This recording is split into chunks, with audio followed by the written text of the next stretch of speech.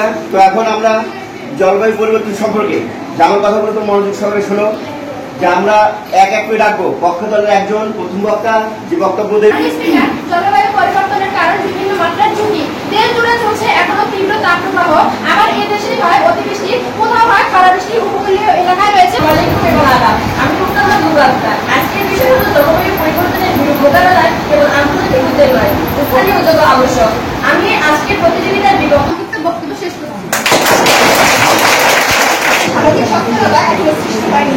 মাননীয় মডারেটর আজকে বিষয় প্রতিযোগিতায় স্থানীয় উদ্যোগী কার্যকর কারণ প্রতিষ্ঠানের কর্তাভিত্তিক বিষয় বলা দরকার। জলবায়ু পরিবর্তনের একটি বৈশ্বিক সংকট। জলবায়ু পরিবর্তন একটি একবিংশ শতাব্দীতে মানবজাতি যখন সভ্যতার শিক্ষক, প্রধান বিচারক ও শ্রদ্ধেয় শিক্ষাবৃন্দ, প্রিয় শিক্ষার্থীবৃন্দ ও প্রিয় শ্রোতা মন্ডলী, আসসালামু আলাইকুম এবং আদাব। আমি যাকে আজকে আলোচনা খালে বয়ান করেছেন, অথচ পাশের দেশের কয়লা ভিত্তিক বিদ্যুৎ কেন্দ্র হাজার টন কার্বন বাতিল ছাড়ছে।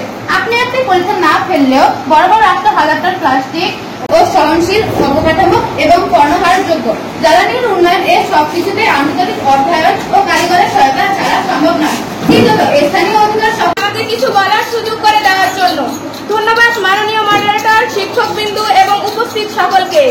এবং আমার বিপক্ষ স্থানীয় উদ্যোগ মানুষ